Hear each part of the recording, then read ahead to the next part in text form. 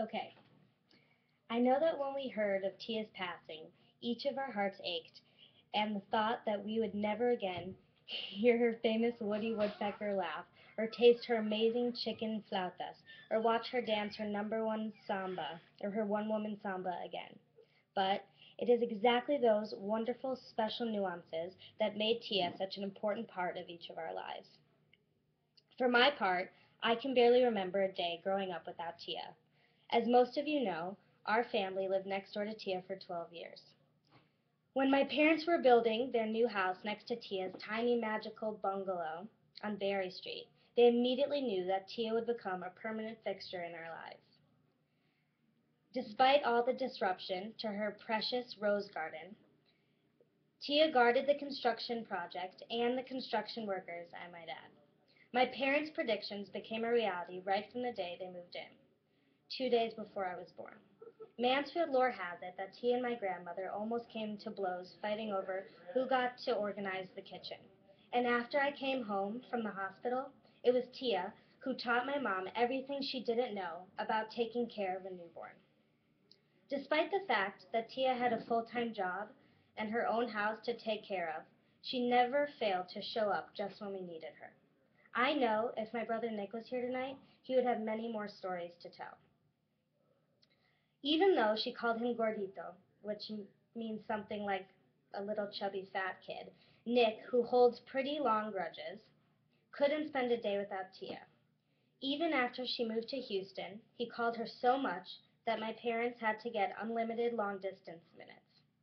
It would take forever to recount all my great Tia memories. So I guess I'll end by telling you all that before I came here today, I opened a suitcase that Tia had given me. I had kept with I had kept it with me under my bed for 10 years. Inside, the brown paper bag from the Jewel had been one of my very first Halloween costumes. Tia had lovingly cut slits in all the right places.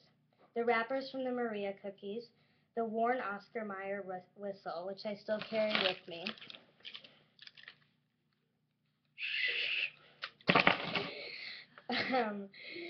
um, blow me preciosa, and I will be here for you, Tia would say. The communion notices from Marcos, Ricky, Marina, and Ruthie, and all of Tia's other kids, crushed mountains of photos. Photos of Tia barbecuing hot dogs and fajitas on her open brick grill. Photos of Tia tending her precious rose bushes with her beat-up boombox by her side.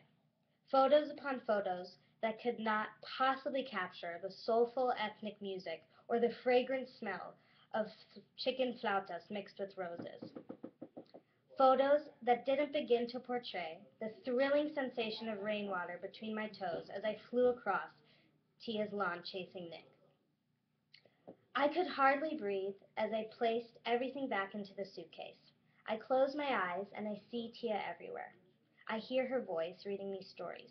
I taste pungent gorditas and greasy chicken flautas. I feel her warm embraces. Tia gave me everything, with no expectation of anything in return. Everything that really mattered, for free. Tonight, we shall all have glorious memories of Tia.